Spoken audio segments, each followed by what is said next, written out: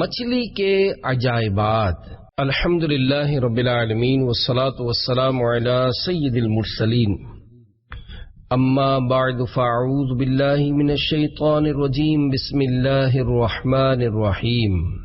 مچھلی کے عجائبات، دلچسپ سوالات و جوابات۔ درود شریف کی فضیلت۔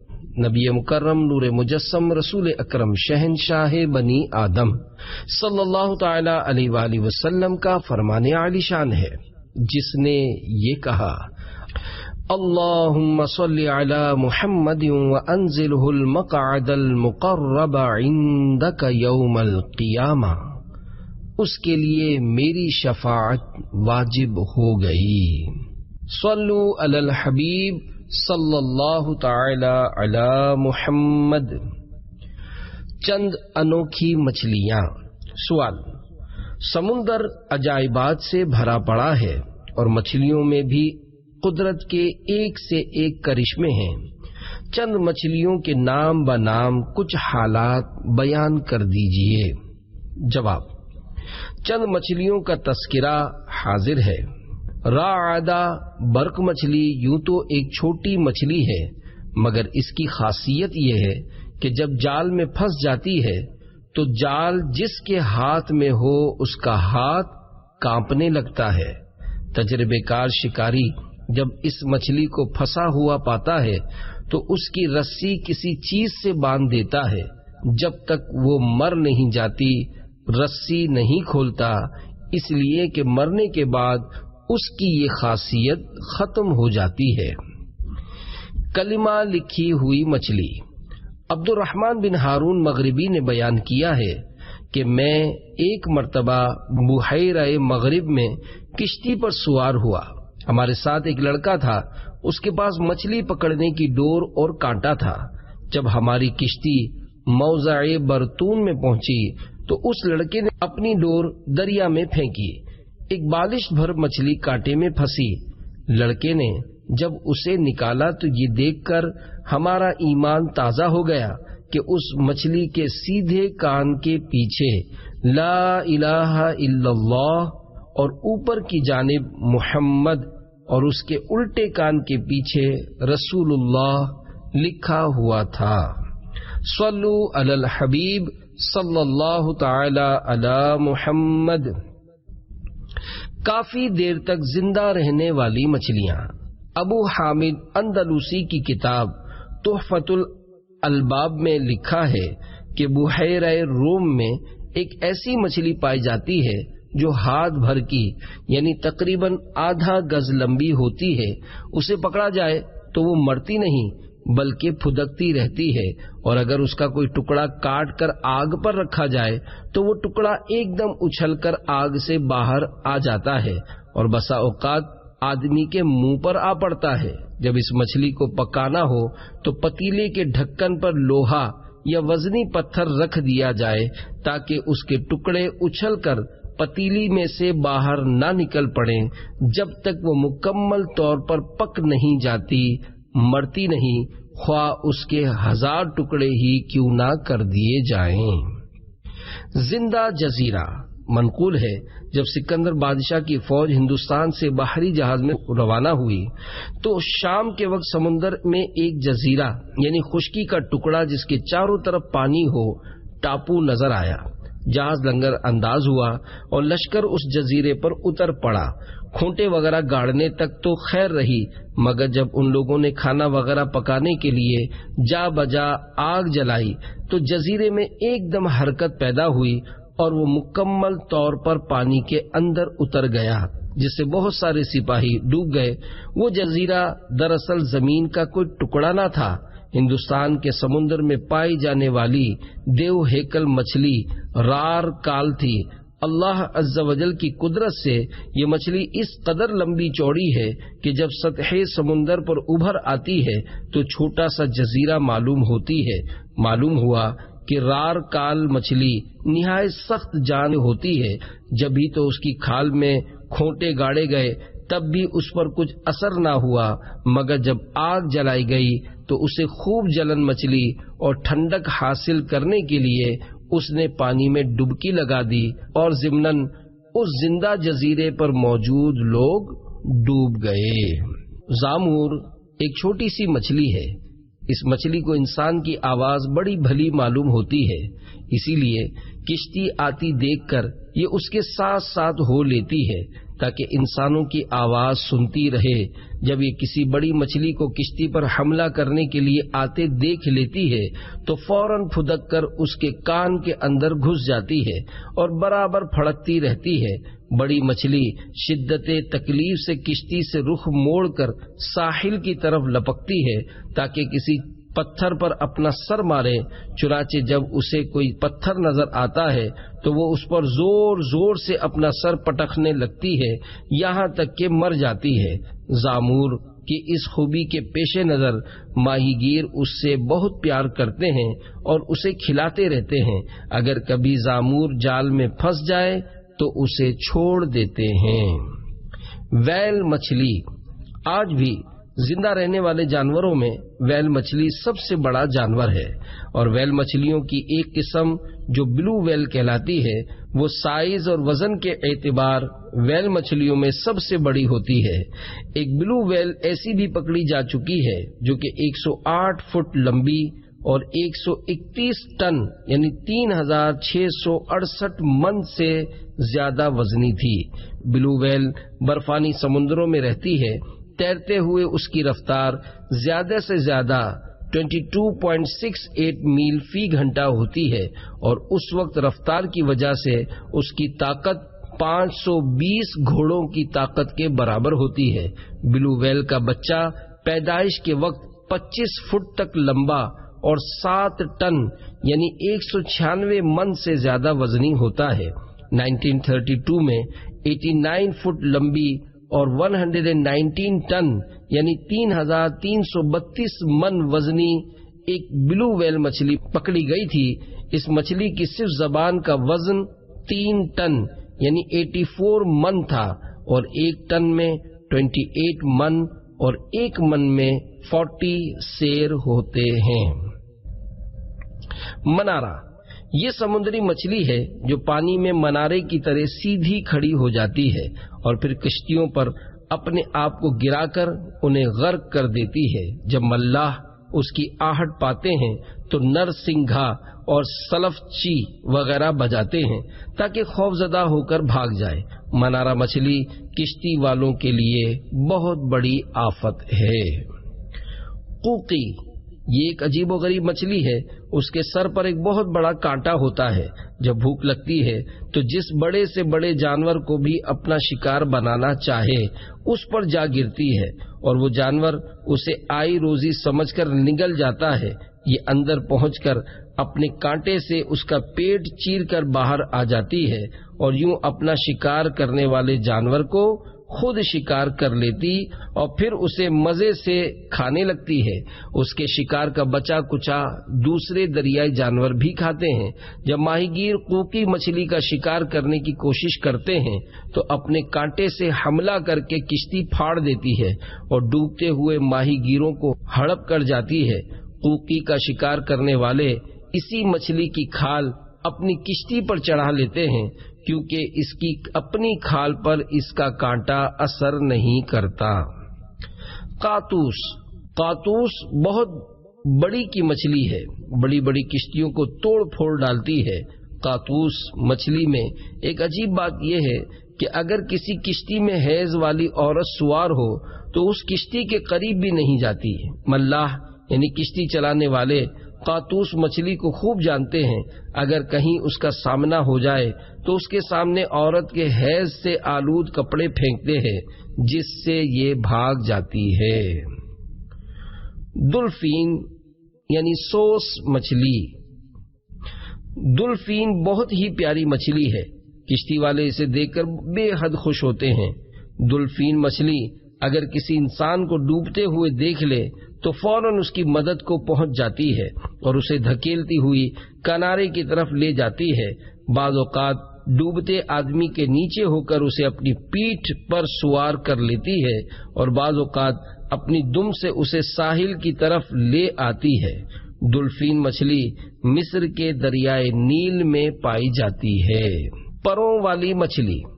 समुद्र में एक बहुत बड़ी मछली ऐसी भी है जो अगर कभी इत्तेफाक से कम गहरे पानी में आ जाए और पानी वहां से खुश्क हो जाए तो वो कीचड़ में तड़पने लगती है और मुतवातिर 7 घंटे तक तड़पती रहती है।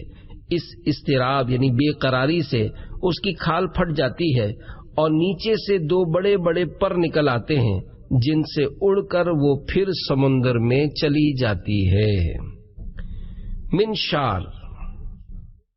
बुहैरा असवद में पहाड़ जैसी एक कवि हैकल मछली पाई जाती है जिसका नाम मिनशार है।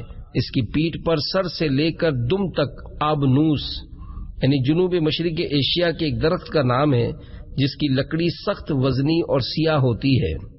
तो आबनूस की तरह काले काले और आरे के दंदाने जैसे बड़े बड़े कांटे होते हैं। इसका एक दंदाना 2 हाथ यानी तकरीबन 1 मीटर के बराबर होता है। सर के दाएं बाएं तकरीबन 5-5 मीटर लंबे 2 कांटे होते हैं।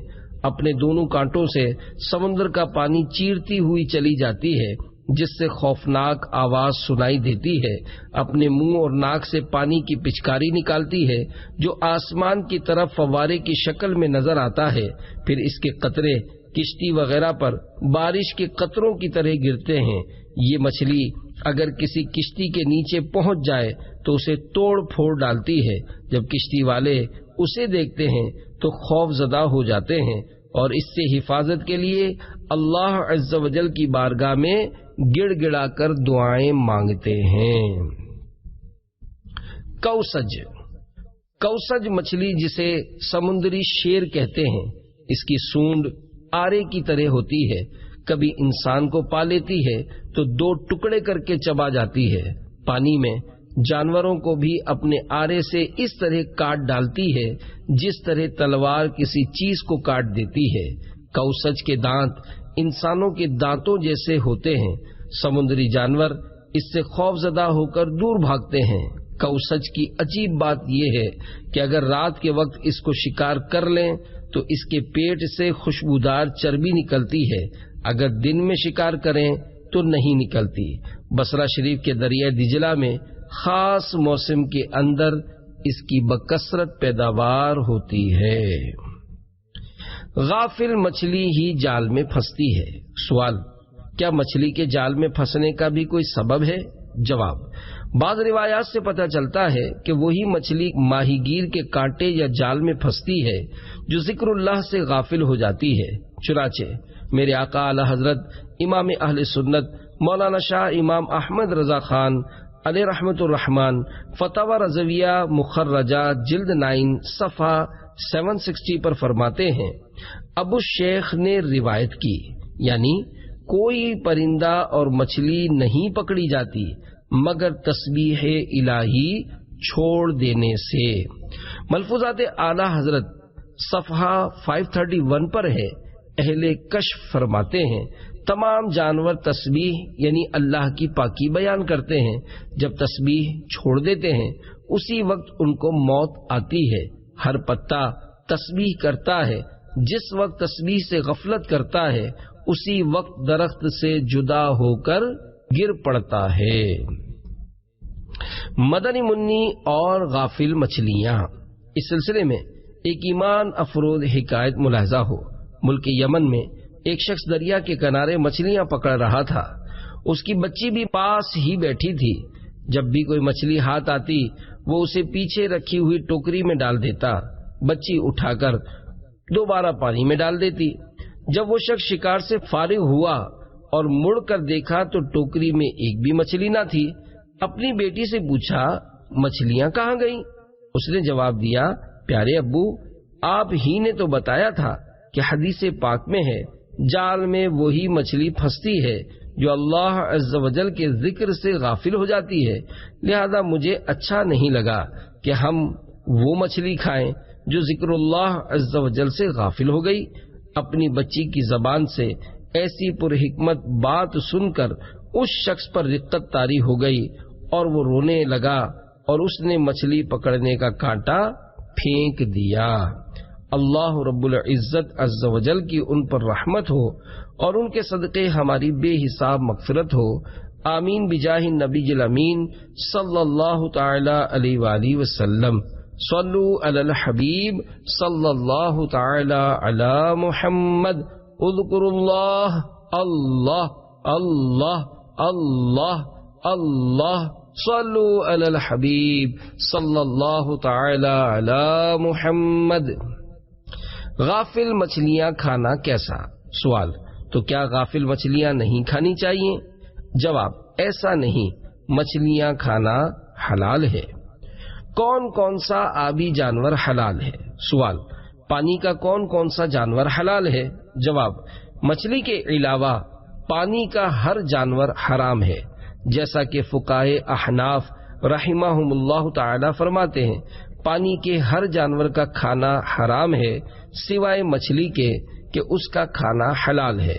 امام برہان الدین مرغینانی قدس سرہ النورانی فرماتے ہیں پانی کا کوئی جانور نہیں کھایا جائے گا سوائے مچھلی کے، یہاں تک کہ بہت چھوٹی مچھلی، سانپ نما مچھلی اور مچھلی کی دیگر اقسام بھی کھا سکتے ہیں. مچھلی کی تعریف. سوال: مچھلی کی تعریف بتا دیجئے.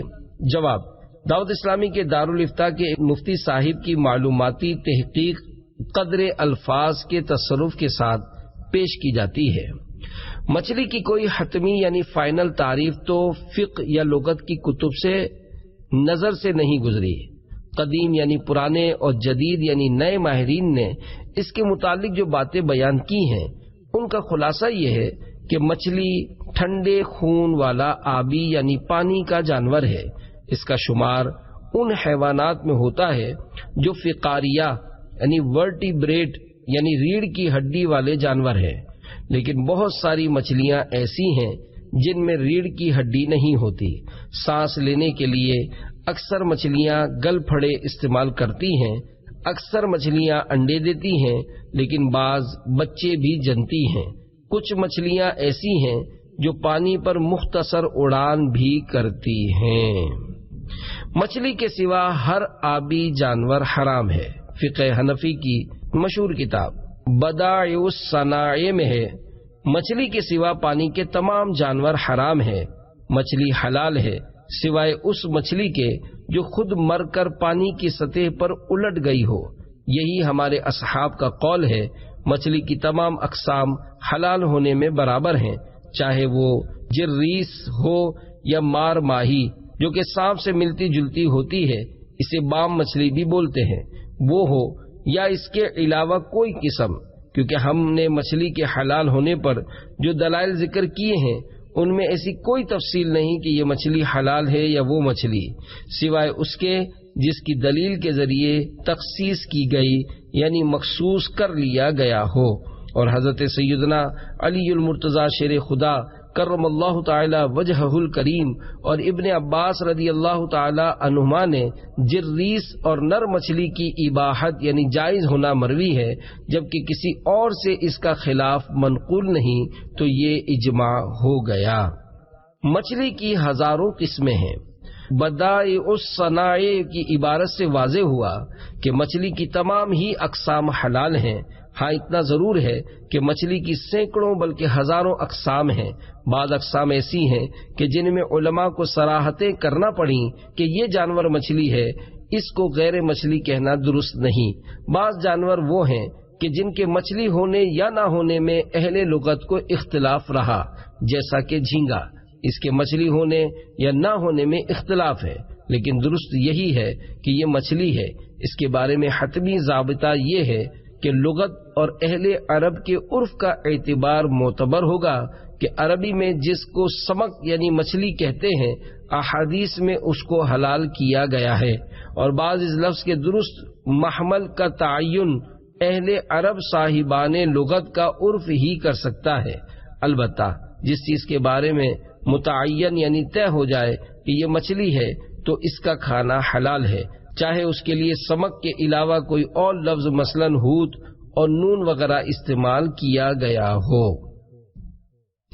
سمندری عجائبات ان گنت ہیں. مچھلی کی بہت ساری اقسام وہ ہیں جن کے بارے میں شروع ہی سے لوگوں میں تردد یعنی تذبذب، شک و شبہ رہا کہ یہ مچھلی ہے بھی یا نہیں۔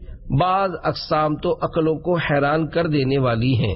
سمندر کے بارے میں چونکہ کہا جاتا ہے البحر لا تحصى عجائبہ، یعنی سمندری عجائبات شمار میں نہیں آ سکتے۔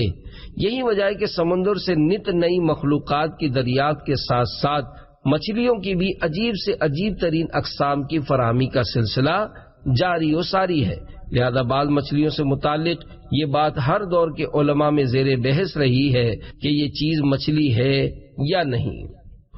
دو مچھلیوں کے متعلق اعلی حضرت رحمت اللہ تعالی علیہ کی تحقیق انیق، فتاوی رضویہ شریف جلد 20 صفحہ 323 تا 336 پر اسی طرح کی دو مچھلیوں پر عمدہ تحقیق بیان کی گئی ہے۔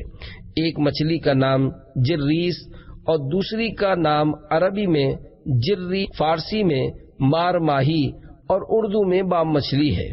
یہ دونوں مچھلی اپنی شکل میں ایسی ہیں کہ ان کے مچھلی ہونے یا نہ ہونے میں نہ صرف یہ کہ عوام میں تردد یعنی شک و شبہ رہا، بلکہ بعض فقہاء کرام رحمہم اللہ السلام کے بھی اس طرح کے اقوال کتب میں نقل ہوئے جن کے مطابق مچھلی نہ ماننے کی بنا پر ان کا کھانا جائز نہ تھا، لیکن اعلی حضرت امام اہل سنت مجدد دین و ملت مولانا شاہ امام احمد رضا خان علیہ رحمت الرحمن نے فقہاء کرام رحمہم اللہ السلام کی جو تحقیق اس مقام پر نقل کی ہے اس میں یہ ثابت کیا کہ یہ دونوں مچھلیاں ہیں اور حلال ہیں۔ امام اہل سنت رحمت اللہ تعالی علیہ نے یہ بھی بیان کیا کہ اہل لغت ان دونوں مچھلیوں کو ایک ہی سمجھتے ہیں، لیکن فقہاء کرام رحمہم اللہ السلام کے نزدیک یہ دونوں الگ الگ مچھلیاں ہیں۔ آپ رحمت اللہ تعالی علیہ جریس مچھلی کے متعلق فرماتے ہیں، جریس ایک کثیر الوجود مچھلی سواحل یعنی سمندر کے کناروں پر ارزانی یعنی کثرت سے بکنے والی ہے۔ حکایت حضرت سیدنا امام محمد رحمت اللہ تعالی علیہ مبسوط میں روایت فرماتے ہیں، یعنی میں اپنی کنیز کے ساتھ جا کر ایک جریس، ایک کفیر گیہوں کو یعنی تقریباً 46 کلو گرام گیہوں کے بدلے خرید کر لائی، جو زنبیل یعنی ٹوکری میں نہ سمائی۔ ایک طرف سے سر نکلا رہا، دوسری طرف سے دم۔ اتنے میں مولا علی کرم اللہ تعالی وجہہ الکریم کا گزر ہوا۔ فرمایا کتنے کو لی؟ میں نے قیمت عرض کی۔ فرمایا کیا ہی پاکیزہ چیز ہے اور کتنی ارزاں یعنی سستی، اور متعلقین پر کتنی وسعت والی۔ جریس کے متعلق مختلف اقوال۔ اعلی حضرت رحمت اللہ تعالی علیہ مزید فرماتے ہیں، حیات الحیوان میں ہے جریس یہ مچھلی ہے جو سانپ کے مشابہ یعنی ملتی جلتی ہے، اس کی جمع جراسی ہے، اس کو جری بھی کہتے ہیں، فارسی میں اسے مار ماہی کہتے ہیں، اور حمزہ کی بحث میں گزرا کہ یہ انکلیس ہے۔ جاہز نے کہا یہ پانی کا سانپ ہے، اس کا یہ حکم ہے کہ وہ حلال ہے، مگر فقہاء کرام رحمہم اللہ السلام جسے جریس کہتے ہیں وہ یقیناً مار ماہی یعنی بام مچھلی کے سوا دوسری مچھلی ہے، کہ متون و شروح و فتاوی میں تصریحاً یعنی واضح طور پر دونوں کے نام جدا جدا ذکر فرمایا۔ لا جرم یعنی بے شک، مغرب میں کہا کہ وہ مار ماہی کا غیر ہے۔ علامہ ابن کمال بادشاہ اصلاح و ایضاح میں فرماتے ہیں جریس مچھلی کی قسم ہے جو مار ماہی یعنی بام مچھلی کے علاوہ ہے، یہ مغرب نامی کتاب میں مذکور ہے۔ ان دونوں کو علیحدہ اس لیے ذکر کیا کہ ان کے مچھلی ہونے میں خفا یعنی پوشیدگی ہے۔ نر اور مادہ مچھلی میں چند نمایاں فرق۔ سوال، اس جواب میں نر مچھلی کا تذکرہ کیا گیا ہے، براہ کرم نر اور مادہ مچھلی کی شناخت کی کچھ وضاحت کر دیجیے۔ جواب، نر اور مادہ مچھلی کے 3 نمایاں فرق ملاحظہ ہوں۔ نمبر 1، عام حالات میں نر مچھلی کا جسم لمبا اور بڑا ہوتا ہے، جبکہ مادہ مچھلی کا جسم قدرے یعنی کچھ گول اور نر مچھلی سے نسبتاً چھوٹا ہوتا ہے۔ البتہ نسل بڑھانے کے دنوں میں مادہ مچھلی کا پیٹ نر مچھلی سے بڑا ہو جاتا ہے۔ نمبر 2، نر مچھلی کا رنگ واضح اور صاف ہوتا ہے جو اکثر نیلا یعنی بلو اور نارنگی یعنی اورنج ہوتا ہے، جبکہ مادہ مچھلی کی رنگت بھوری یعنی براؤن ہوتی ہے۔ نمبر 3، نر مچھلی کے پیٹ کے نیچے ایک پر یعنی فن ہوتا ہے جو مادہ مچھلی کے مقابلے میں بڑا ہوتا ہے۔ اس پر یعنی فن کے نیچے ند یا مادہ ہونے کی علامت ہوتی ہے۔ بغیر گل پھڑے کے مچھلی کھانا کیسا؟ سوال، بغیر گل پھڑے کے مچھلی حلال ہے یا حرام؟ جواب، حلال ہے۔ مچھلی کی کون سی قسم حرام ہے؟ سوال، کیا مچھلی کی کوئی قسم حرام بھی ہے؟ جواب، نہیں، ایسی کوئی قسم نہیں، صرف وہ مچھلی حرام ہے جو دریا میں خود بخود مر کر الٹ جائے۔ ہاں، اگر کسی کیمیکل یا ہتھیار وغیرہ کی ضرب سے پانی ہی میں مر کر الٹ گئی تب بھی حلال ہے، جیسا کہ صدر الشریعہ بدر الطریقہ حضرت علامہ مولانا مفتی محمد امجد علی اعظمی علیہ رحمۃ اللہ القوی فرماتے ہیں، جو مچھلی پانی میں مر کر تیر گئی یعنی جو بغیر مارے اپنے آپ مر کر پانی کی سطح پر الٹ گئی وہ حرام ہے۔ مچھلی کو مارا اور وہ مر کر الٹی تیرنے لگی، یہ حرام نہیں ہے۔ مچھلی کے حلال ہونے کی دیگر صورتیں بحری شریعت میں ہے، پانی کی گرمی یا سردی سے مچھلی مر گئی، یا مچھلی کو ڈورے میں باندھ کر پانی میں ڈال دیا اور مر گئی، یا جال میں پھنس کر مر گئی، یا پانی میں کوئی ایسی چیز ڈال دی جس سے مچھلیاں مر گئیں اور یہ معلوم ہے کہ اس چیز کے ڈالنے سے مری، یا گڑھے میں مچھلی پکڑ کر ڈال دی اور اس میں پانی تھوڑا تھا، اس وجہ سے یا جگہ کی تنگی کی وجہ سے مر گئی، ان سب صورتوں میں وہ مری ہوئی مچھلی حلال ہے۔ الغرض صرف وہی مچھلی حرام ہے جو بغیر کسی ظاہری سبب کے پانی میں طبعی موت یعنی خود بخود مر کر الٹی تیر جائے۔ پرندے کی چونچ سے مچھلی چھوٹ کر گری۔ سوال، پرندہ مچھلی کا شکار کر کے اڑا، مچھلی اس سے چھوٹ کر گری، دیکھا تو مری ہوئی تھی، کھائی جائے گی یا نہیں؟ جواب، کھائی جائے گی، کیونکہ موت کا سبب پرندہ بنا، طبعی موت نہیں مری۔ مچھلی کے پیٹ سے اگر مچھلی نکلے تو؟ سوال، بڑی مچھلی خرید کر جب کاٹی تو اس کے پیٹ میں سے چھوٹی مچھلی نکلی، پیٹ سے نکلی ہوئی مچھلی کھا سکتے ہیں یا نہیں؟ جواب، پیٹ سے نکلی ہوئی مچھلی میں اگر معمول کے مطابق سختی موجود ہے یعنی فریش ہے تو اسے بھی کھا سکتے ہیں، اور اگر اس میں تغیر آ چکا ہے یعنی نرم پڑ کر سخت بدبودار ہو چکی ہے تو نہیں کھا سکتے۔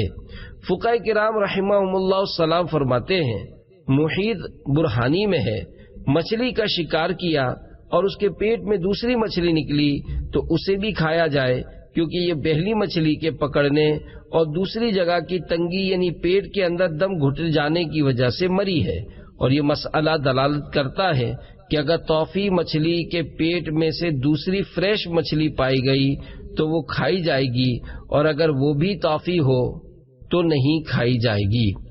اور امام محمد رحمت اللہ تعالی علیہ سے روایت ہے کہ اس مچھلی کے بارے میں جو کتے کے پیٹ سے قے میں نکلے کہ اس کے کھانے میں کوئی حرج نہیں، جبکہ اس کی حالت متغیر یعنی تبدیل شدہ نہ ہو، کیونکہ اس کی موت سبب سے ہوئی ہے۔ توفی اس مچھلی کو کہتے ہیں جو بغیر کسی ظاہری سبب کے خود بخود مر کر دریا میں الٹی تیر جائے۔ مچھلی کے انڈے۔ سوال، مچھلی کے انڈے کھا سکتے ہیں یا نہیں؟ جواب، کھا سکتے ہیں۔ بڑے سائز کے انڈے بھی ہوتے ہیں، مگر ہزاروں لاکھوں کی تعداد میں خشخاش کے دانوں کی طرح باریک پیلے رنگ کے انڈے جن پر قدرتی جھلی چڑھی ہوئی ہوتی ہے وہ کافی لذیذ ہوتے ہیں۔ اس کو آنی بھی بولتے ہیں۔ جب کبھی آپ اپنی مچھلی کٹوائیں تو کاٹنے والے کو بول دیجئے کہ اگر انڈے نکلیں تو ہمیں دے دیں، کیونکہ عموماً اجرت پر مچھلی کاٹنے والے مچھلی کے انڈے آلائشوں کے ساتھ ڈال دیتے ہیں، پھر نکال کر بیچتے ہیں۔ ان کو بھی چاہیے کہ ایسا نہ کیا جائے، جس کی مچھلی ہے اسے دے دیا کریں۔ پانی میں کیمیکل کے ذریعے مچھلیاں مارنا کیسا؟ سوال، نہر اور تالاب میں کیمیکل ڈال کر یا کرنٹ چھوڑ کر مچھلی مار کر شکار کرنا کیسا؟ جواب، کیمیکل ڈالنے یا کرنٹ چھوڑنے کا یا کرنٹ چھوڑنے کے طریقے شرعی اعتبار سے جائز نہیں کہ اس سے مچھلیوں کے ساتھ ساتھ دیگر غیر موذی آبی مخلوق بھی بلا وجہ ہلاک ہوگی۔ کیمیکل سے ماری ہوئی مچھلیاں کھانا کیسا؟ سوال، بم یا کیمیکل کے ذریعے ماری ہوئی مچھلیاں کھانے کی اجازت ہے یا نہیں؟ جواب، اگر ان میں زہریلا اثر وغیرہ نہ ہو تو کھانا بلا شبہ جائز ہے۔ بم دھماکے سے مچھلیاں مارنا کیسا؟ مچھلی کے بارے میں فیصلہ فقی بورڈ دہلی 16 جمادی الاولی 1424 سنہ ہجری مطابق 17 جولائی 2003 کا منظور شدہ ایک سوال اور اس کا جواب پڑھیے اور معلومات میں اضافہ کیجیے۔ سوال، مچھلیاں پکڑنے کے لیے ایک بم پھوڑا جاتا ہے جس سے مچھلیاں پانی میں ہی مر جاتی ہیں، پھر انہیں پکڑ کر بازار میں لایا جاتا ہے۔ ہمیں علم نہیں ہے کہ یہ مچھلی پانی میں مری یا پانی کے باہر۔ ایسی صورت میں ان مچھلیوں کا کھانا جائز ہے یا نہیں؟ جواب، نمبر 1، بم دھماکے سے مری ہوئی مچھلیوں کو کھانا جائز ہے کیونکہ اس کی موت کا سبب ظاہر یعنی ظاہری وجہ معلوم ہے۔ حرام صرف وہ مچھلی ہوتی ہے جس کے مرنے کا کوئی سبب ظاہر یعنی ظاہری سبب نہ معلوم ہو، نہ ہی کوئی علامت سبب موت پر دال یعنی ثبوت بنتا ہو، یعنی یہ متعین یعنی قرار پا چکا کہ وہ اپنی موت آپ مر کر الٹ گئی۔ ہاں، اگر بم پھوڑنے سے مچھلی میں کوئی زہریلا پن یا مضر یعنی نقصان دہ کیفیت پیدا ہو تو اس کے باعث اس کا کھانا ممنوع ہوگا، واللہ تعالی اعلم۔ نمبر 2، بم دھماکے سے اگر دوسری غیر موذی یعنی ایذا نہ دینے والے جانور نہ مریں، نہ انہیں ایذا پہنچے تو شکار کا یہ طریقہ جائز، ورنہ ان غیر موذی جانوروں کے قتل و ایذا سے منفعت وابستہ یعنی ان کو مارنے یا تکلیف پہنچانے سے فائدہ نہ ہونے کی وجہ سے شکار کا یہ طریقہ ناجائز ہے کہ یہ غیر موذی جانوروں پر ظلم ہے، واللہ تعالی اعلم۔ جال میں غیر موذی جانور پھنس جائیں تو؟ سوال، جال میں مچھلی کے ساتھ ساتھ غیر موذی جانور مثلا کیکڑے وغیرہ بھی پھنس جاتے ہیں، کیا ان کو مرنے دیا جائے؟ جواب، اس سلسلے میں جامع اشرفیہ مبارک پور شریف الہند کے دارالفتہ کا فتویٰ یہ ہے کہ جال سے مچھلی کا شکار کرنا جائز ہے۔ اگر جال میں مچھلی کے علاوہ غیر موذی جانور پھنس جائیں تو انہیں جال سے نکال کر دریا میں ڈال دیں، کیونکہ انہیں بلا وجہ شرعی مارنا جائز نہیں۔ حدیث میں ہے، حضور اقدس صلی اللہ تعالی علیہ وآلہ وسلم نے فرمایا، جس نے چڑیا یا کسی جانور کو ناحق قتل کیا اسے اللہ عز و جل قیامت کے دن سوال کرے گا۔ عرض کیا گیا، یا رسول اللہ صلی اللہ تعالی علیہ وآلہ وسلم، اس کا حق کیا ہے؟ فرمایا کہ اس کا حق یہ ہے کہ ذبح کرے اور کھائے، یہ نہیں کہ سر کاٹے اور پھینک دے۔ مچھلی کی ہڈیاں کھا سکتے ہیں یا نہیں؟ سوال، مچھلی کی ہڈیاں کھا سکتے ہیں یا نہیں؟ جواب، کھا سکتے ہیں۔ مچھلی کی ہڈیاں عموماً سخت ہوتی ہیں اور کھائی نہیں جاتی، مگر بعض کی چبنی یعنی کرکری اور ملائم ہوتی ہے۔ مثلا سمندر کے پاپلیٹ اور سرمئی مچھلی وغیرہ کی ہڈیاں نرم اور لذیذ ہوتی ہیں، ان کو خوب چبائیے اور اچھی طرح چوس کر بچا ہوا چورا پھینک دیجیے۔ فتاوی رضویہ میں ہے، جانور حلال مسبوح کی ہڈی کسی قسم کی منع نہیں جب تک اس کے کھانے میں مضرت یعنی نقصان نہ ہو، اگر ہو تو ضرر کی وجہ سے ممانعت ہوگی، نہ کہ اس لیے کہ ہڈی خود ممنوع ہے۔ مچھلی کی کھال کھانا کیسا؟ سوال، مچھلی کی کھال کھا سکتے ہیں یا نہیں؟ جواب، کھا سکتے ہیں۔ عموماً لوگ مچھلی کی کھال پہلے ہی سے یا پکنے کے بعد نکال کر پھینک دیتے ہیں، ایسا نہ کیا جائے۔ اگر کوئی مجبوری نہ ہو تو مچھلی کی کھال بھی کھا لینی چاہیے، کیونکہ یہ بھی اللہ رب العزت کی نعمت ہے، اور بعض مچھلیوں کی کھال تو نہایت لذیذ ہوتی ہے۔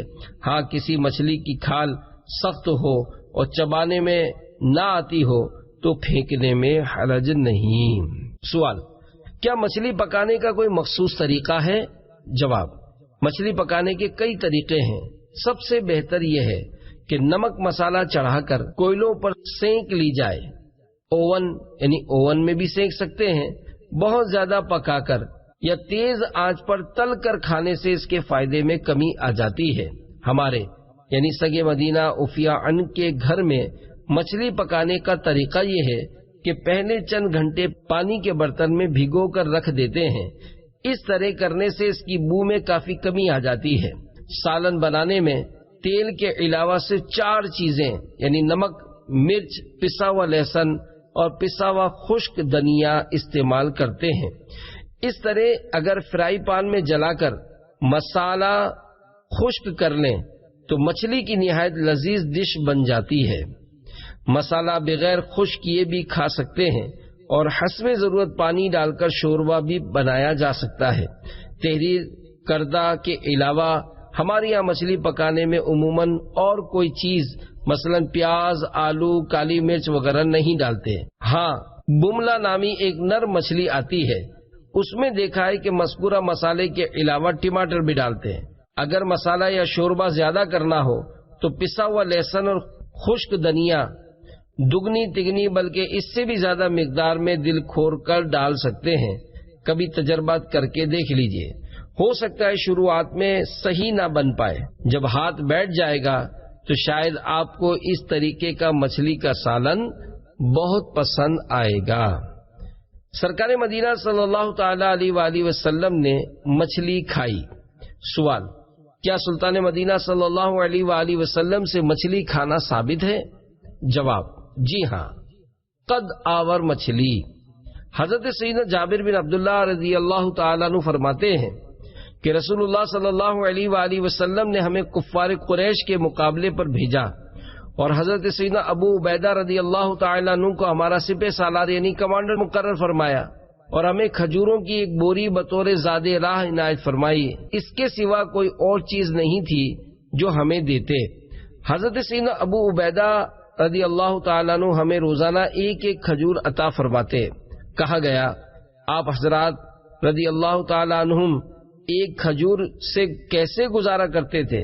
فرمایا ہم اس کو بچے کی طرح چوستے اور اوپر سے پانی پی لیتے تو وہ اس روز رات تک ہمیں کافی ہو جاتی۔ ہم اپنی لاٹھیوں سے درخت کے پتے گراتے اور انہیں پانی میں بھگو کر کھا لیتے۔ اس کے بعد ہم ساحل سمندر پر پہنچے تو وہاں بڑے بڑے ٹیلے کی مانند ایک بہت بڑی مچھلی پڑی تھی جسے امبر کہا جاتا ہے۔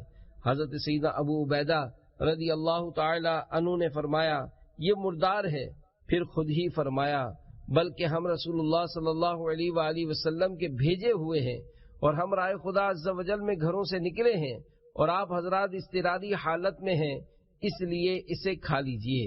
ہم نے 1 مہینہ اس پر گزارا کیا، وہ ہم 300 آدمی تھے، حتیٰ کہ ہم فربا یعنی تگڑے ہو گئے۔ مجھے یاد ہے کہ ہم اس کی آنکھ کے گڑے سے مٹکے بھر بھر کر چربی نکالتے اور اس مچھلی سے بیل جتنے بڑے بڑے ٹکڑے کاٹتے۔ اس مچھلی کی آنکھ کا حلقہ اتنا بڑا تھا کہ حضرت سیدنا ابو عبیدہ رضی اللہ تعالیٰ عنہ نے ہم میں سے 13 آدمیوں کو اس کی آنکھ کے گڑے میں بٹھا دیا تو سب سما گئے۔ اس کی ایک پسلی یعنی کمان کی طرح کھڑی کی، پھر ایک بڑے اونٹ پر کجاوا کسا اور وہ اس پسلی کی کمان کے نیچے سے گزر گیا اور ہم نے اس کے خشک گوشت کے ٹکڑے بطور زاد راہ ساتھ رکھ لیے۔ جب ہم مدینہ منورہ زادہ اللہ شرفا و تعظیما پہنچے تو مصطفیٰ جان رحمت صلی اللہ علیہ وآلہ وسلم کی خدمت بابرکت میں حاضر ہوئے اور اس کا ذکر کیا تو آپ صلی اللہ علیہ وآلہ وسلم نے فرمایا وہ رزق تھا جو اللہ عز و جل نے تمہارے لیے پیدا فرمایا، کیا تمہارے پاس اس گوشت میں سے کچھ ہے؟ اگر ہو تو ہمیں بھی کھلاؤ۔ ہم نے حضور نبی پاک علیہ الصلوۃ والسلام کی جناب میں اس مچھلی کا گوشت بھیجا تو آپ صلی اللہ تعالی علیہ وآلہ وسلم نے تناول فرمایا۔ اللہ رب العزت کی ان پر رحمت ہو اور ان کے صدقے ہماری بے حساب مغفرت ہو، آمین بجاہ النبی الامین صلی اللہ تعالی علیہ وآلہ وسلم۔ صلو علی الحبیب صلی اللہ تعالی علی محمد۔ ایک اشکال اور اس کا جواب۔ سوال: اس حدیث پاک میں جو یہ آیا کہ حضرت سیدنا ابو عبیدہ رضی اللہ تعالیٰ عنہ نے پہلے تو اس مچھلی کو مردار کہا، پھر حالت اضطرار قرار دے کر تناول بھی فرمایا۔ یہاں تک تو مسئلہ واضح ہے اور اس کی گنجائش بھی ہے، لیکن حدیث مبارکہ میں آگے چل کر یہ بھی ہے کہ رسول اکرم نور مجسم شاہ بنی آدم صلی اللہ علیہ وآلہ وسلم نے بھی اس مچھلی سے کچھ تناول فرمایا، حالانکہ سرکار والا تبار صلی اللہ علیہ وآلہ وسلم تو حالت اضطرار میں نہیں تھے۔ اس کا کیا جواب ہوگا؟ جواب دارالعلوم اہل سنت کے ایک مفتی صاحب کی تحقیق چند الفاظ کے رد و بدل کے ساتھ پیش کی جاتی ہے۔ مچھلی ایسا جانور ہے جس کے ذبح کی حاجت نہیں ہوتی۔ حضرت سیدنا ابو عبیدہ رضی اللہ تعالیٰ عنہ کو اس کے حلال ہونے کا علم نہیں تھا، یا پھر یہ کہ ملنے والی مچھلی ایسی تھی جو سمندر کے کنارے پڑی ہوئی ملی تھی، اسے باقاعدہ شکار نہیں کیا گیا تھا۔ اس بنا پر مزید شکوک پیدا ہوئے اور انہوں نے اس مچھلی کو مردار قرار دیا، مگر اپنے اجتہاد سے حالت اضطرار کی بنا پر اسے کھانے کا حکم دیا، لیکن ان کا مچھلی کو مردار گمان کرنا اجتہادی خطا تھی۔ اسی بنا پر سرکار نامدار صلی اللہ تعالی علیہ وآلہ وسلم نے حالت اضطرار نہ ہوتے ہوئے بھی اسے تناول فرمایا۔ شارحین حدیث نے سرور کائنات صلی اللہ علیہ وآلہ وسلم کی طرف سے اس مچھلی کے کھائے جانے کے سلسلے میں مختلف نکات ارشاد فرمائے ہیں کہ یہ غیبی رزق اور برکت والا گوشت تھا، اس لیے محبوب رب تاجدار عرب صلی اللہ تعالی علیہ وآلہ وسلم نے اسے طلب فرما کر تناول فرمایا۔ وغیر ذالک، اس نقطے کے ساتھ ساتھ عین ممکن ہے کہ حضرت سیدنا ابو عبیدہ رضی اللہ تعالیٰ عنہ کی اجتہادی خطا دور کرنے کے لیے غیب دان آقا صلی اللہ علیہ وآلہ وسلم نے بطور خاص اس مچھلی کا گوشت تناول فرمایا تاکہ ان کو اور دیگر حضرات کو اس کے حلال ہونے کا علم ہو جائے۔ حالت اضطرار کیا ہے؟ سوال۔ اس سوال جواب میں حالت اضطرار کا تذکرہ کیا گیا، برائے کرم اس کی کچھ وضاحت کر دیجیے۔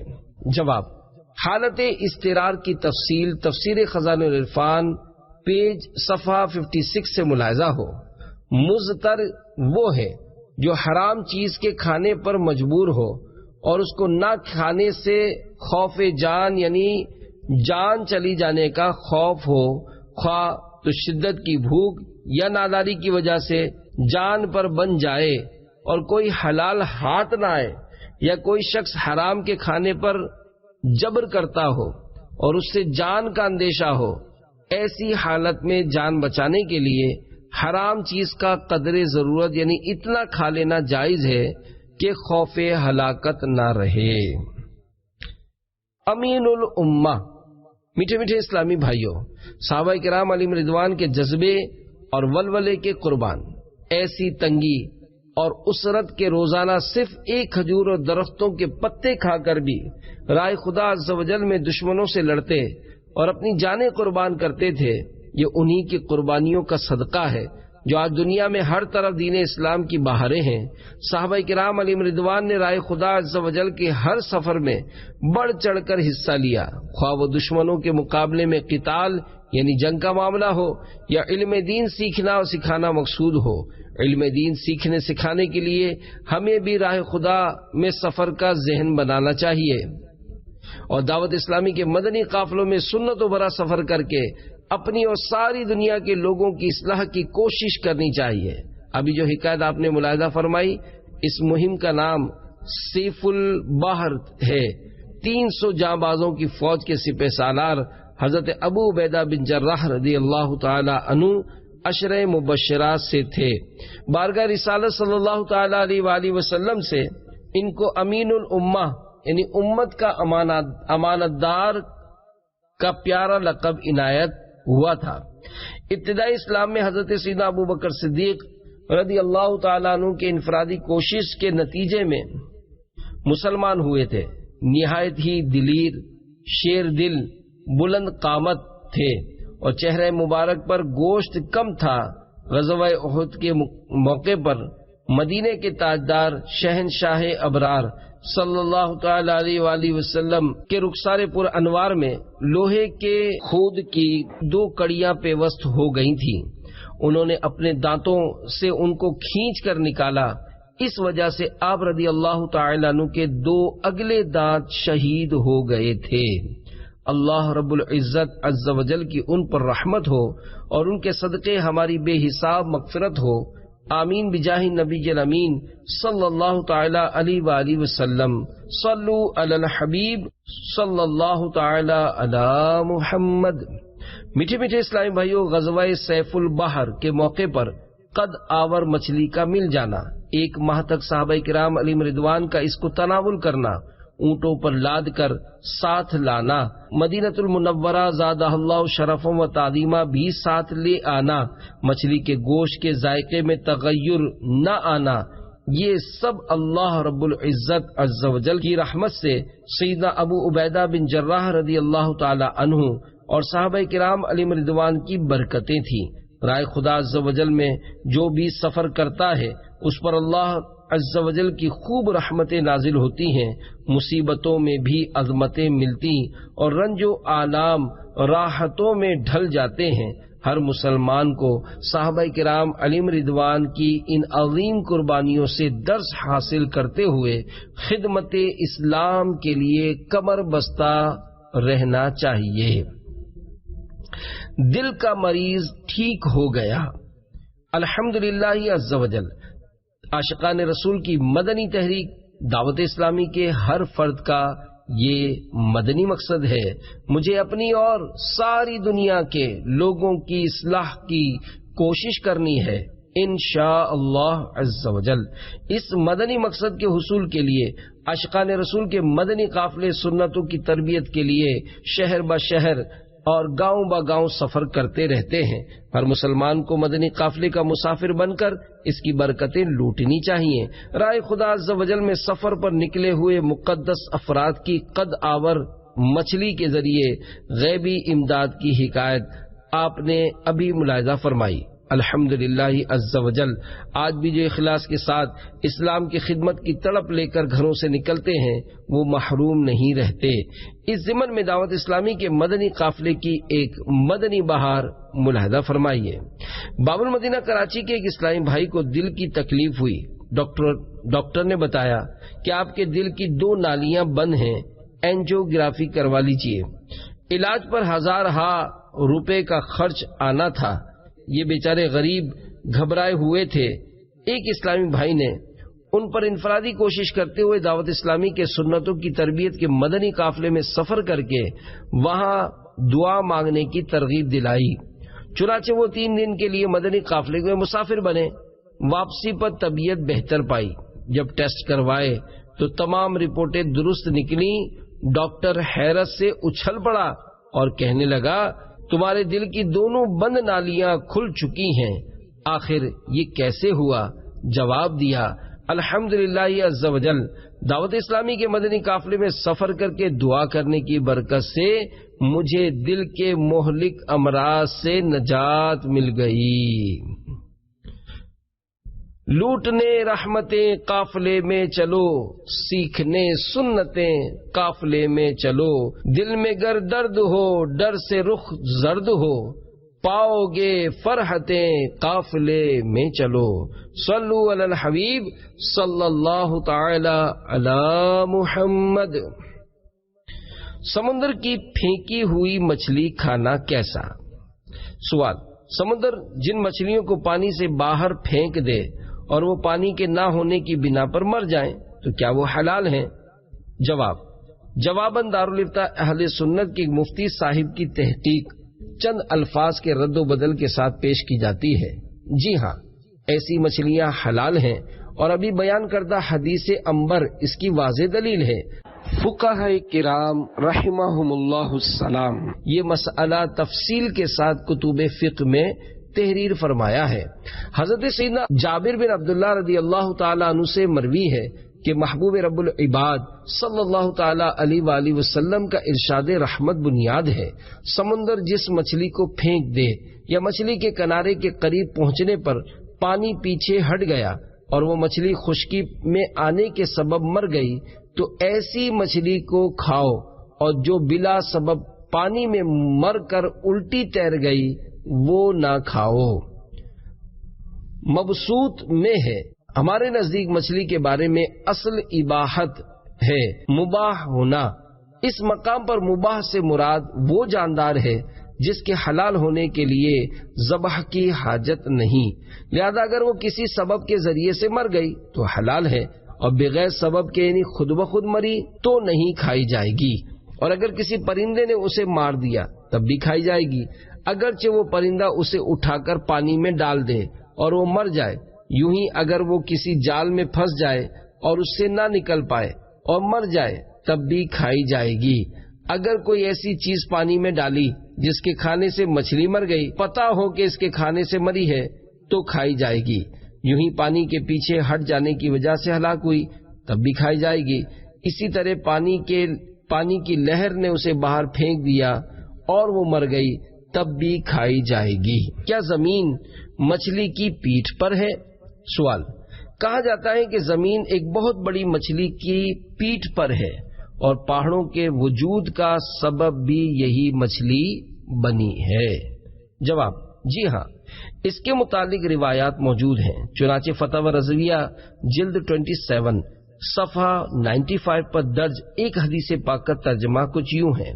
حضرت سیدنا عبداللہ ابن عباس رضی اللہ تعالی عنہما فرماتے ہیں، اللہ عز و جل نے ان مخلوقات میں سب سے پہلے قلم پیدا کیا، اس سے کہا لکھو۔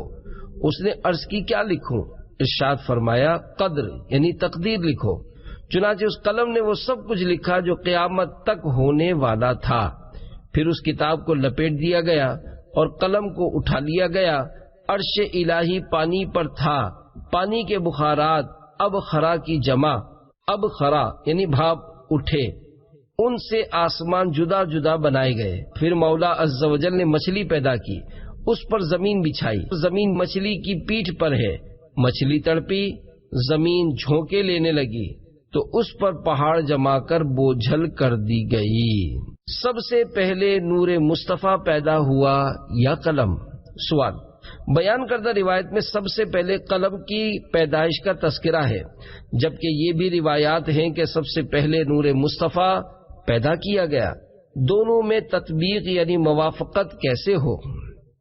جواب: صحیح حدیث میں ہے کہ رسول اکرم نور مجسم صلی اللہ تعالی علیہ وآلہ وسلم کا ارشاد نور بار ہے، اللہ عز و جل نے تمام چیزوں سے پہلے میرے نور کو پیدا فرمایا۔ اس وقت نہ لوح تھی، نہ قلم، نہ جنت، نہ دوزخ، نہ فرشتے تھے، نہ آسمان، نہ زمین، نہ چاند، نہ سورج، نہ جن، نہ انسان تھے۔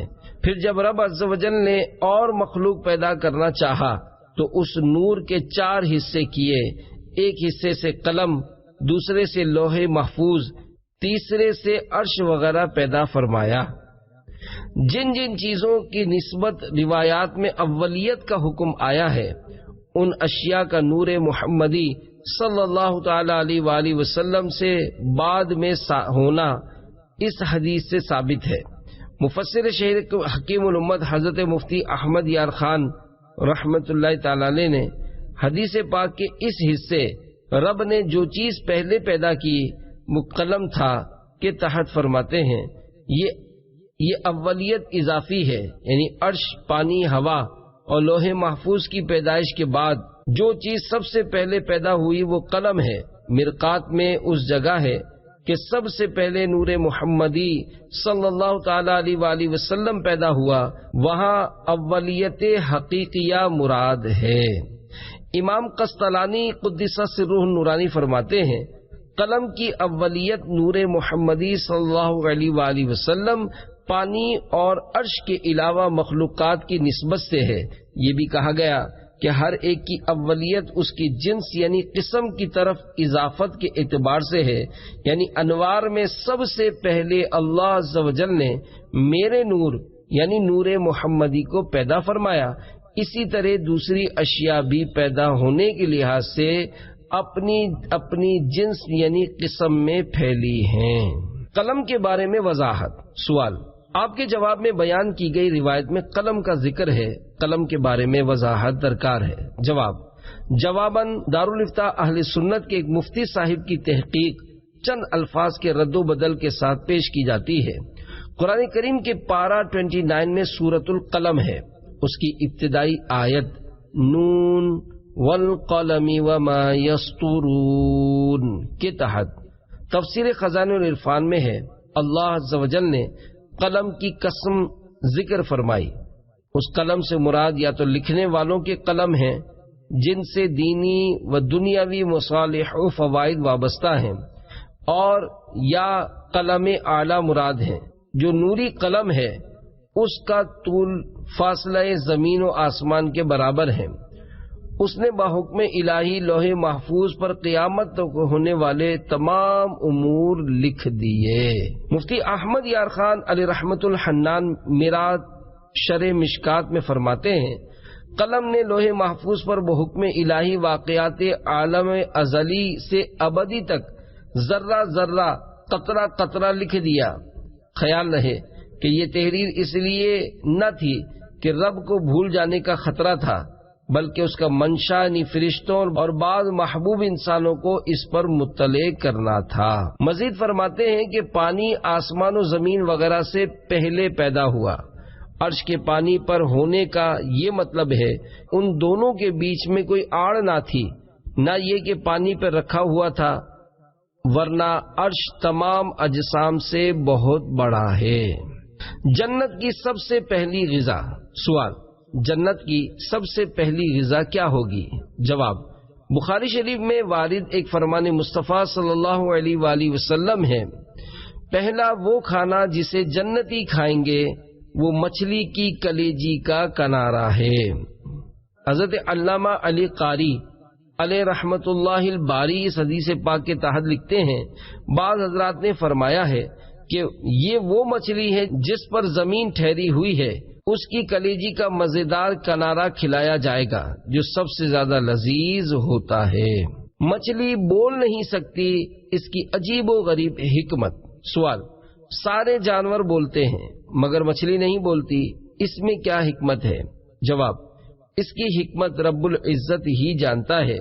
مکاشفۃ القلوب میں اس کی یہ عجیب و غریب حکمت لکھی ہے، اللہ تعالی نے تمام جانوروں کو زبان سے مشرف فرمایا مگر مچھلی کو محروم کیا گیا ہے۔ اس کا سبب یہ ہے کہ سید آدم صفی اللہ علی نبینا علیہ الصلوۃ والسلام کو سجدہ کرنے سے انکار کی وجہ سے جب شیطان لعین کی شکل میں بگاڑ کر زمین پر پھینک دیا گیا تو اس نے سمندر کا رخ کیا، اسے سب سے پہلے مچھلی نظر آئی۔ شیطان نے سیدنا آدم صفی اللہ علیہ نبینا علیہ الصلوۃ والسلام کی پیدائش کا واقعہ سناتے ہوئے یہ بھی کہا کہ وہ خشکی اور پانی کے جانوروں کا شکار کریں گے۔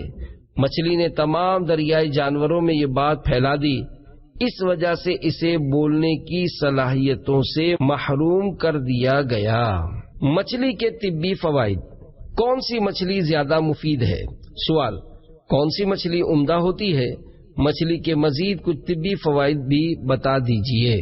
جواب، علامہ دمیری علیہ رحمت اللہ القوی فرماتے ہیں، سب سے عمدہ مچھلی سمندر کی وہ چھوٹی مچھلی ہوتی ہے جس کی پیٹھ پر نقش ہوتے ہیں۔ اس کے کھانے سے بدن میں تازگی آتی ہے۔ مچھلی کھانے سے عموماً پیاس زیادہ لگتی ہے، بلغم میں اضافہ ہوتا ہے۔ ہاں، گرم مزاج والوں اور نوجوانوں کے لیے مچھلی کھانا مفید ہے۔ اگر شرابی مچھلی سونگھ لے تو اس کا نشہ اتر جائے اور وہ ہوش میں آ جائے۔ حکیم ابن سینا کا قول ہے، اگر مچھلی شہد کے ہمراہ کھائی جائے تو نزول الماء یعنی موتیاں بند یعنی آنکھ میں پانی اتر آنے کا مرض جس سے بینائی جاتی رہتی ہے کہ مرض میں فائدہ ہوتا ہے، نیز اس سے نظر بھی تیز ہوتی ہے۔ ایک طبی تحقیق کے مطابق سردی سے ہونے والی کھانسی کا مچھلی سے بہتر کوئی علاج نہیں۔ کیا مچھلی بالکل نہ کھانا مضر صحت ہے؟ سوال، مچھلی بالکل ہی نہ کھانا کہیں مضر صحت تو نہیں؟ جواب، خیز یقینی طور پر تو کچھ نہیں کہا جا سکتا، البتہ ماہرین کے تاثرات کے مطابق مچھلی انسانی صحت کے لیے نہایت اہم غذا ہے۔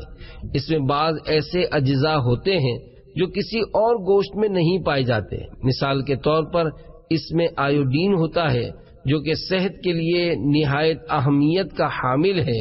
اس کی کمی سے جسم کے گدودی نظام کا توازن بگڑ سکتا ہے۔ گلے کے اہم غدود تھائرائیڈ میں سقم یعنی خامی پیدا ہو کر جسمانی نظام میں بہت سی خرابیاں پیدا ہو سکتی ہیں۔ وہ ممالک جہاں سمندری غذا کا استعمال کم کیا جاتا ہے وہاں کے باشندے عام طور پر ان بیماریوں کا شکار رہتے ہیں۔ مچھلی بطور غذا استعمال کرنے والوں کی عمریں لمبی ہوتی ہیں، یہاں تک کہ وہ مریض بھی اس کے فوائد سے محروم نہیں رہتے جو آخری درجے کے عارضہ قلب یعنی دل کی بیماریوں میں مبتلا ہوتے ہیں۔ ہفتے میں 2 بار تو مچھلی کھا ہی لینی چاہیے۔ سوال: مچھلی روزانہ ہی کھائی جائے یا کبھی کبھی؟ جواب: آپ کی ثواب دید پر ہے۔ ماہرین کا کہنا ہے ہفتے میں کم از کم 2 بار تو ضرور مچھلی کھا لینی چاہیے۔ اس طرح دل کی بیماری سے تحفظ حاصل ہو سکتا ہے۔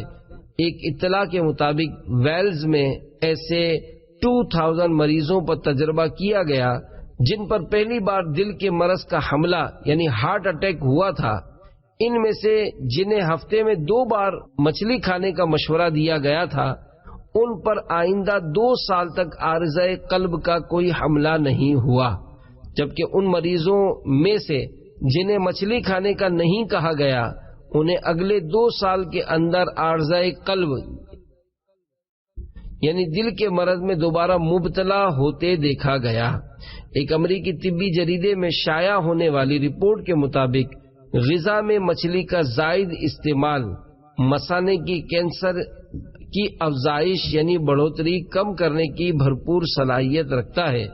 طبی ماہرین کے مطابق مچھلی کا باقاعدہ استعمال مثانے کے کینسر کو بڑھنے سے 50% تک روک سکتا ہے، جس کے باعث اس مرض کی وجہ سے ہونے والی ہلاکتوں میں بھی کمی واقع ہو سکتی ہے۔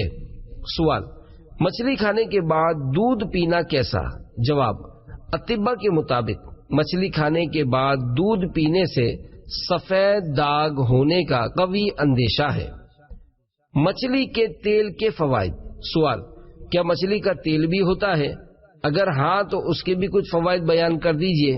جواب: مچھلی کا تیل دراصل اس کے جگر کا تیل ہوتا ہے، اسے کاڈ لیور آئل کہتے ہیں۔ اس کا 1 چمچ پینا گھٹیا یعنی جوڑوں کے درد کے لیے مفید ہے۔ ایک ڈاکٹر کا کہنا ہے کہ جس طرح مچھلی کھانا مفید ہے اسی طرح مچھلی کا تیل بھی اگر لمبے عرصے تک استعمال کیا جائے تو فائدے سے خالی نہیں۔ اس کے استعمال سے خون کی نالیوں میں پیدا ہونے والی ابتدائی رکاوٹوں میں جن سے شریانوں یعنی دل کی چھوٹی رگوں کی سختی کی وجہ سے عارضہ قلب یعنی دل کی بیماری کا اندیشہ ہوتا ہے سے تحفظ مل جاتا ہے۔ دل کی بیماری کا ایک سبب خون میں کولیسٹرول کا اضافہ بھی ہے۔ کولیسٹرول خون کی نالیوں کے راستے یا تو تنگ کر دیتا ہے یا بالکل ہی بند کر دیتا ہے۔ اس سے دل کی حرکت بند ہو کر موت واقع ہو سکتی ہے۔ مچھلی کا تیل خون کی رگوں کی دیواروں کو گڑھوں اور رکاوٹوں سے بچاتا ہے، کیونکہ انہی مقامات پر کولیسٹرول جمتا اور دوران خون کے لیے رکاوٹ بنتا ہے۔ یہ بات ہمیشہ یاد رکھنے والی ہے کہ سنے سنائے اور کتابوں میں لکھے ہوئے علاج معالجے اپنے طبیب کے مشورے کے بعد ہی کرنے چاہیے، کیونکہ ہر ایک کی طبعی کیفیت ایک طرح کی نہیں ہوتی۔ بارہا ایسا ہوتا ہے ایک ہی چیز کسی کے لیے مفید تو کسی کے لیے مضر یعنی نقصان دہ ثابت ہوتی ہے۔ مچھلی کے سر کے فوائد۔ سوال: کیا مچھلی کا سر کھانے کے بھی فوائد ہیں؟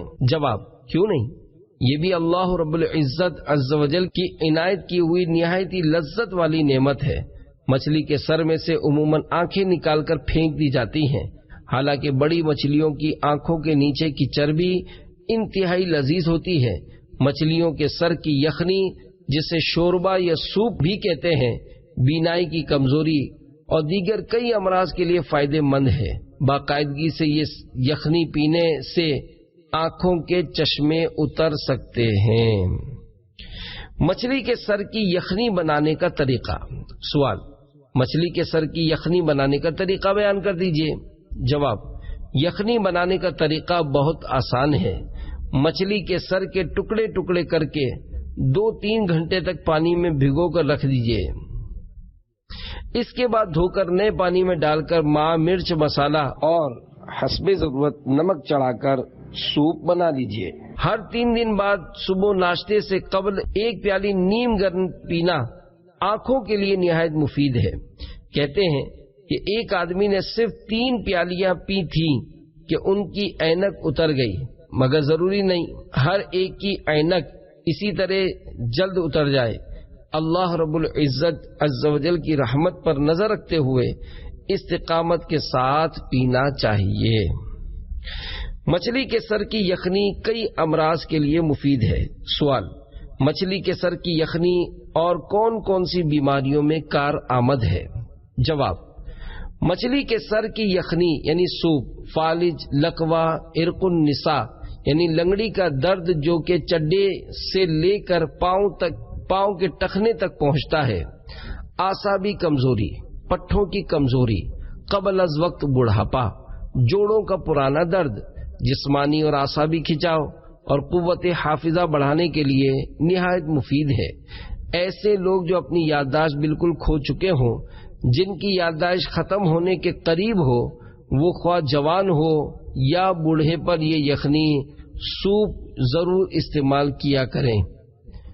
अगर गर्मी के मौसम में नामुवाफिक महसूस करें तो सर्दियों में इस्तेमाल करें। अगर आपको बयान करदा तमाम बीमारियों में से कोई मरज नहीं, तब भी अगर कुछ अरसे मछली के सर का सूप इस्तेमाल फरमाएंगे तो इंशाअल्लाह अज़्ज़ व जल इन बीमारियों से तहफ़्फ़ुज़ हासिल होगा। मछली और कुव्वत हाफिजा। सवाल, क्या मछली का इस्तेमाल कुव्वत हाफिजा पर भी नजरअंदाज होता है? जवाब, जी हाँ, खुसूसन मछली का तेल और फलों का इस्तेमाल कुव्वत हाफिजा के लिए मुफीद है। माहिरीन की तहकीक के मुताबिक फलों, सब्जियों और मछली में विटामिन सी और फ्लेवोनॉइड्स पाए जाते हैं जो जिस्म में सोजिश नहीं होने देते। नीज इनमें पाई जाने वाली ओमेगा 3 दिमाग की बैरूनी तह को सोजिश से बचाते हैं, जिसकी वजह से याददाश्त भी मुतासिर नहीं होती।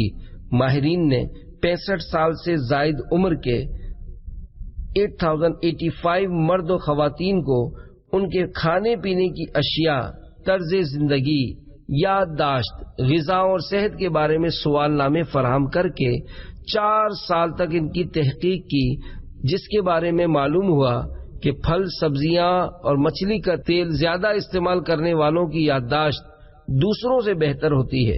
एक तबीब का कहना है, हिंद की रियासत केरला के एक साहिब ने बैरून मुल्क मुझे बताया कि केरला के लोग रियाजी यानी जिसमें हिसाब, अलजेब्रा और ज्योमेट्री वगैरह शामिल होता है, साइंस और दुनिया के दीगर मुश्किल तरीन उलूम में काफी बाकमाल होते हैं। मैंने इस कमाल की वजह पूछी तो कहने लगे, मछली और मछली के सर का इस्तेमाल। केकड़ा हलाल है या हराम? सवाल, केकड़ा हलाल है या हराम? जवाब, हराम है। मछली के सिवा दरिया का हर जानवर खाना हराम है। मलिकुल उलमा इमाम अलाउद्दीन अबू बकर बिन मसऊद कासानी कुद्दिसा सिर्रुहुन नूरानी इस बारे में फरमाते हैं, अल्लाह रहमान अज़्ज़ व जल का फरमाने आली शान है, व युहर्रिमु अलैहिमुल खबाइस, तर्जमा कंजुल ईमान, और गंदी चीजें उन पर हराम करेगा। और मेंढक, केकड़ा और सांप वगैरह खबाइस यानी गंदी चीजों में से है। मेरे आका आला हजरत इमाम अहले सुन्नत मुजद्दिद दीन व मिल्लत मौलाना शाह इमाम अहमद रजा खान अलैहि रहमतुर रहमान फरमाते हैं, सरतान यानी केकड़ा खाना हराम है। झींगा खाना कैसा? सवाल, झींगा खाना कैसा है? जवाब, झींगे के मछली होने में उलमा का इख्तिलाफ है। इसी बिना पर उसकी हिल्लत और हुर्मत यानी हलाल और हराम होने में भी इख्तिलाफ है। जिनके बारे में झींगा मछली की अकसाम में से उनके नजदीक हलाल है और जिनके नजदीक मछली की अकसाम में से नहीं उनके नजदीक हराम है। मेरे आका आला हजरत इमाम अहले सुन्नत मुजद्दिद दीन व मिल्लत मौलाना शाह इमाम अहमद रजा खान अलैहि रहमतुर रहमान की तहकीक है कि झींगा मछली ही की एक किस्म है। चुनाचे फरमाते हैं یعنی ہمارے حنفی مذہب میں مچھلی کے سوا تمام دریائی جانور مطلقاً حرام ہیں، تو جن اہل تحقیق رحمہم اللہ السلام کے خیال میں جھینگا مچھلی کی قسم سے نہیں، ان کے نزدیک حرام ہونا ہی چاہیے، مگر فقیر یعنی اعلی حضرت رحمت اللہ تعالی علیہ نے کتب لغت و کتب طب و کتب علم حیوان میں بالاتفاق کے تصریح دیکھی ہے کہ وہ مچھلی ہے۔ جھینگے کے مچھلی ہونے پر کثیر جزیات نقل کرنے کے بعد آخر میں فرمایا بہرحال ایسے شبہ و اختلاف یعنی جھینگے میں ہیں، لہذا اس کے کھانے سے بے ضرورت بچنا ہی چاہیے۔ صدر شریعہ بدر طریقہ حضرت علامہ مولانا مفتی محمد امجد علی اعظمی علیہ رحمت اللہ القوی بحر شریعت جلد 3 صفحہ 325 پر فرماتے ہیں، جھینگے کے متعلق اختلاف ہے کہ یہ مچھلی ہے یا نہیں، اسی بنا پر اس کی حلت و حرمت یعنی حلال و حرام ہونے میں بھی اختلاف ہے۔ بظاہر اس کی صورت مچھلی کسی نہیں معلوم ہوتی، بلکہ ایک قسم کا کیڑا معلوم ہوتا ہے، لہذا اس سے بچنا ہی چاہیے۔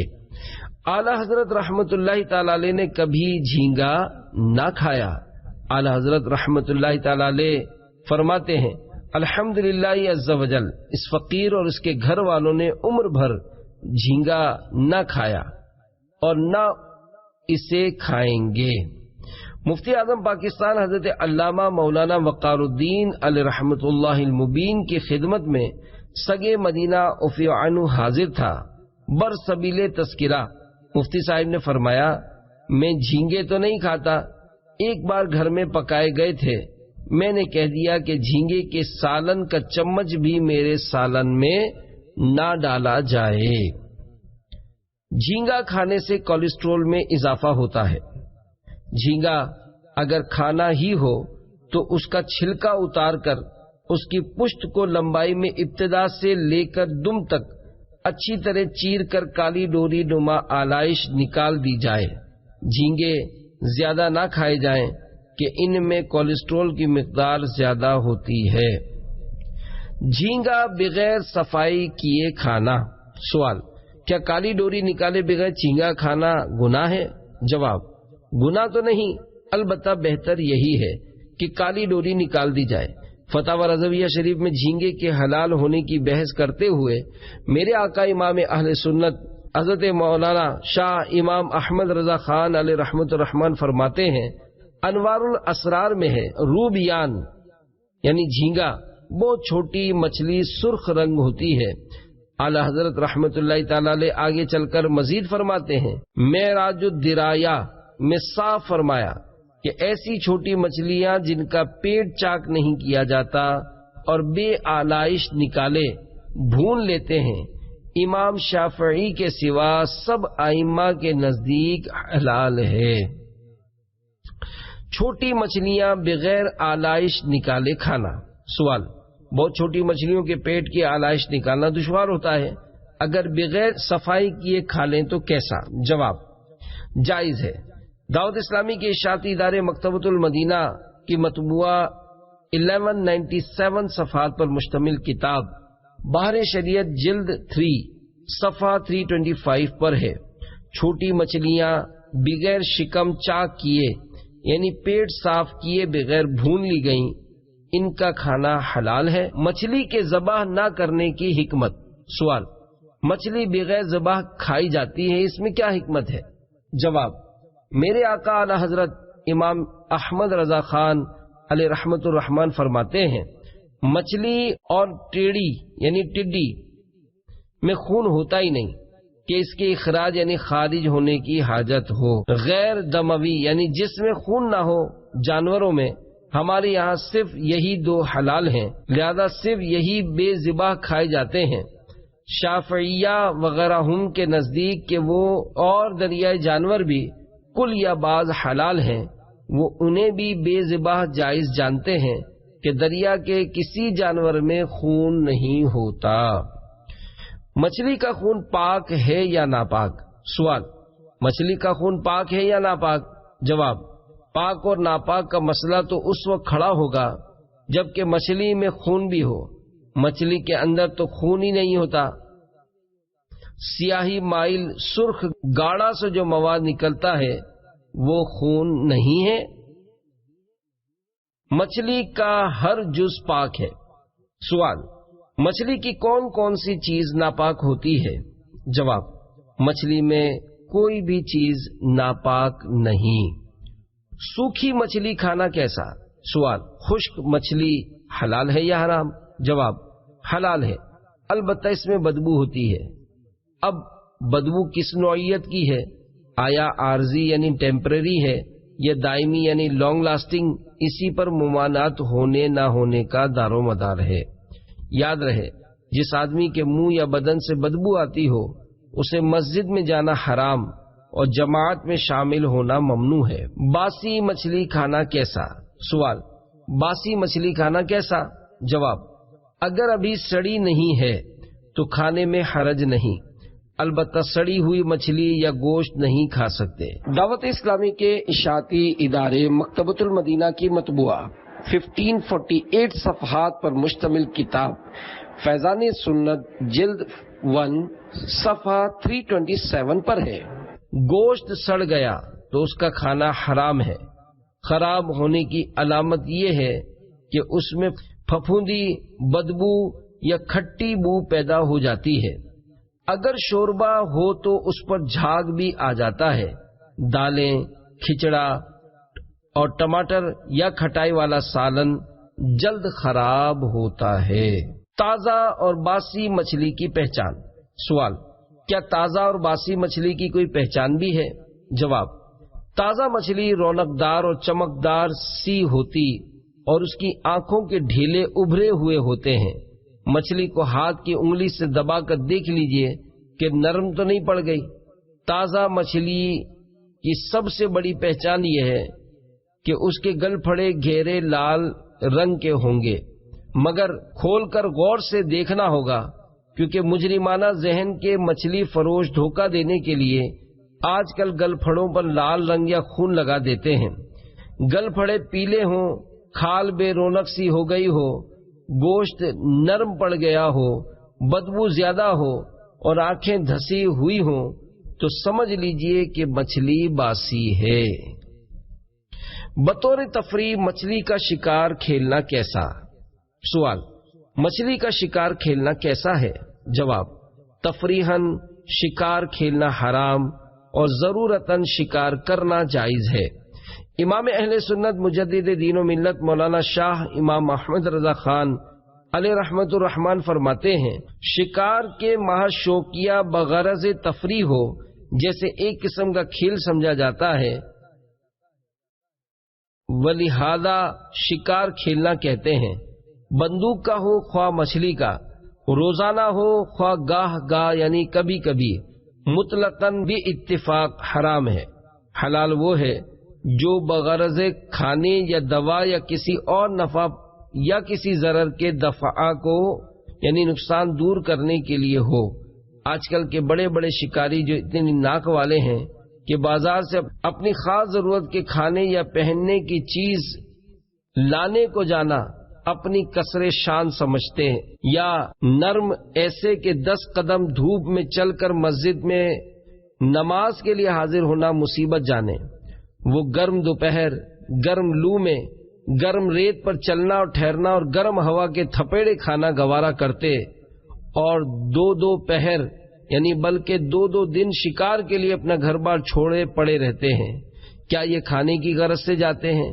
حاشا و کلا، یعنی ہرگز نہیں، بلکہ وہی لہو و لعب یعنی کھیل تماشا ہے اور بالاتفاق حرام ہے۔ ایک بڑی پہچان یہ ہے کہ ان شکاریوں سے اگر کوئی کہے مثلا مچھلی بازار میں ملے گی وہاں سے لے لیجیے گا، ہرگز قبول نہ کر سکیں گے، یا کہیں کہ اپنے پاس سے لا دیتے ہیں، کبھی نہ مانیں گے، بلکہ شکار کے بعد خود اس کے کھانے سے بھی چندہ یعنی کچھ غرض نہیں رکھتے، بانٹ دیتے ہیں۔